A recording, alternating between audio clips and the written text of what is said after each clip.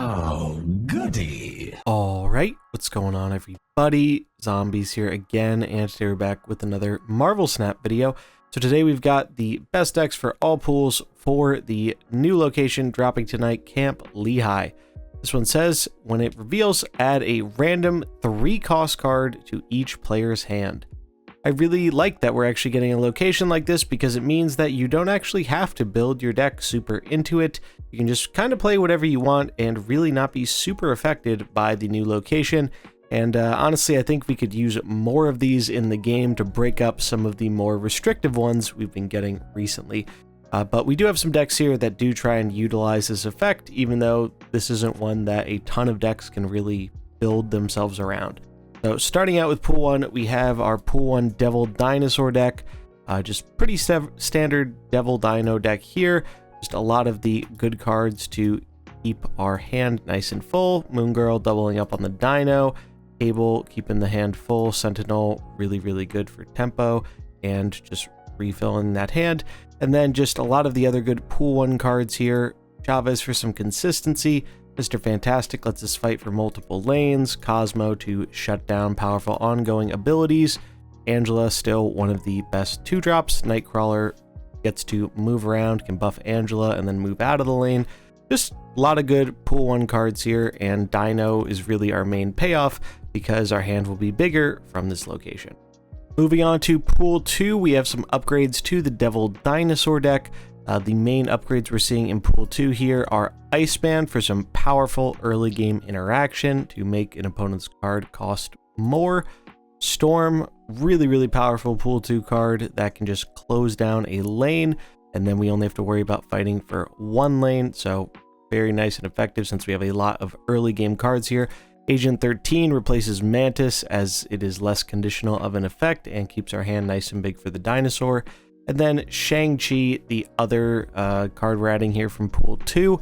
A lot of big stuff going to be going around. I bet there are going to be a lot of other dinos on the prowl, so being able to blow up your opponent's dino or big thing seems very good. And then Jessica Jones is a new addition here because she pairs very well with Storm, because we can just storm a lane, slam Jessica down, and we will not be going into that lane the next turn, obviously. So we get that nice 4-cost 8 power in the Storm lane, which a lot of times will be enough to win it. Moving on into Pool 3 and above, we have some more upgrades to Devil Dinosaur here. Deck changes quite a bit as we get into Pool 3. The big changes that we're seeing here are going to be Daredevil, accompanied by Professor X. I think this is kind of a build that used to be very popular, but kind of fell off over time. And with the popularity of Arrow being able to shut down a lane, especially if we have priority and know what the opponent's going to be doing, seems very powerful. Daredevil is also super sweet because sometimes you can get some really good bluff snaps going where you just snap after seeing what your opponent does, and a lot of times they'll just leave the game even if you don't have anything because they just assume you do. Then the other Pool 3 upgrades we have here are Quinjet. Quinjet very powerful with Moon Girl and Sentinel, and just card generation effects in general like White Queen. 1 cost is a very big difference. And then adding to that power, we have She-Hulk. Really good card with Moon Girl getting to get another copy of our She-Hulk, and then we can slam down basically almost free She-Hulk on the final turn if we pass on turn 5, if we have the Quinjet down and another copy of She-Hulk generated. Sunspot also really good here because we're going to be passing sometimes to get the She-Hulk reduced, so we get some benefit for that. And then we just have a bit of protection here, so we're adding armor and we're adding Cosmo to make sure we can protect our dinos and our She-Hulks. Next deck we have here features Sandman. Felt like I had to kind of include a Sandman deck given that he just got buffed today. And this one I think looks like it could be pretty solid. So what are we trying to do with this deck? This is a ramp deck. So we're really trying to use Electro and Wave here in order to cheat out big things ahead of curve.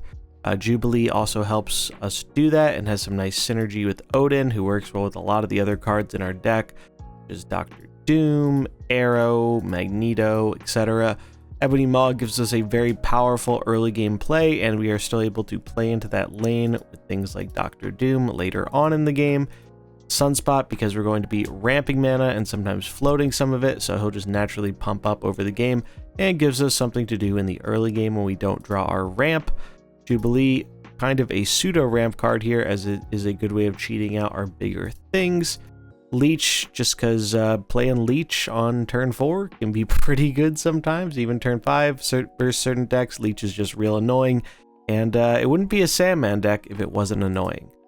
Sandman at a 5/5 really good at shutting down those decks that are trying to play multiple cards a turn, especially towards the end of the game.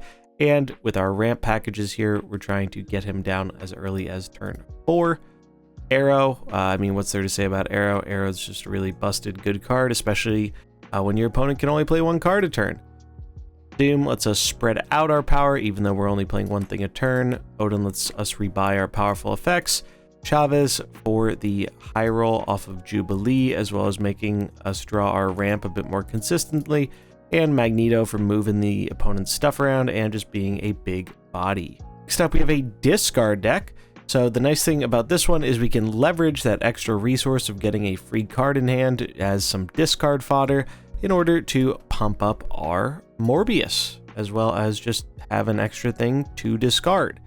So that's pretty good. You know, discard sometimes when we don't draw our Apocalypse or our other payoffs like Swarm can be a little awkward, so that helps lessen the awkwardness there a little bit. This is Cam Best's build. I really like it. I think it's one of the better ways to be going with discard right now, as you aren't just all in on the discard plan always. You have some good supporting cards here that are just very powerful. Iceman for the disruption. Sunspot in case we need to float during a turn where it's kind of awkward to play our discard cards. Storm to just help us close down a lane early on, and we can do that pretty easily with stuff like Morbius. We can get into that lane a bit later with Wolverine sometimes. Obviously, Colleen and Swarm, always very, very good together, especially in the discard deck. And then we have the real powerful discard payoff here in Apocalypse. Apocalypse gets real big real quickly. New season pass card MODOK, which is just really, really good at discarding our whole hand, especially when we have these Swarms and Apocalypses, and can really pump up that Morbius and make it easier to guarantee our Dracula hits our Chavez or our Apocalypse. Obviously, Chavez great for the consistency, and Sif to basically just discard that Apocalypse. So pretty awesome build. I really like this, and I think it can definitely get a bit of benefit from the new location. Next deck we have here is Sarah Control. This is one of the decks that I took to Infinite this month, and I've just generally been very impressed with in the current meta, at least before these recent changes. Obviously things might change a bit now, but I think this one definitely has a high chance of being pretty good, especially when I think a lot of people are going to be playing Dino stuff, and Sarah's pretty darn good at countering the big old devil dinosaur, because we have Shang-Chi and we have Enchantress. Now, Zabu's still a very, very powerful addition to this deck, as it makes it more consistent in getting our tech cards down to 3 cost, even if we don't draw our Sarah. Other than that, really standard inclusions here. We have the Nova Killmonger package to give a big boost to power at the end of the game. We have the Bishop and Mysterio package to fill out our board, which helps us play around Arrow and gives just a lot of power to the Bishop. Scarlet Witch for dealing with bad locations. Sentinel, so we always have something to tempo out. Lizard, just a good body on 2. And Maximus, just really big stats for the cost, and we don't really have to deal with the downside as much if we're playing on the final turn. Though, you do have to be a bit aware of this if you are playing against Dino, as it can buff up the power. But again, we have ways of dealing with the Dino, so it shouldn't be too big of a deal. And last but not least here, we have Darkhawk. So Darkhawk actually got a bit of a nerf today, going down to 0 power, but the card is still really, really good. A very minor change here, and Thanos got a buff today, so I imagine more Thanos players are going to be out and about, which will make Darkhawk better.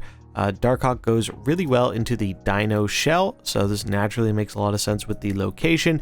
We just add some of the cards that make Darkhawk bigger, such as Korg and Rockslide being our main 2. Zabu letting us play our 4s for cheaper to get out potentially multiple Darkhawks. We also have Mystique because we have 2 very good copy targets in Darkhawk and Devil Dinosaur, and Arrow just for some good interaction towards the end of the game. Other than that, just a lot of standard Dino cards here. Moon Girl, White Queen, Armor, Sentinel, and the good old Quinjet.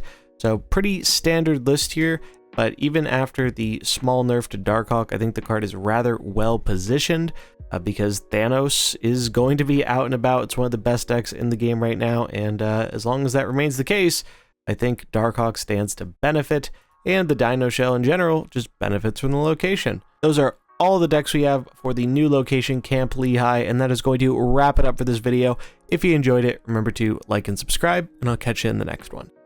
Peace.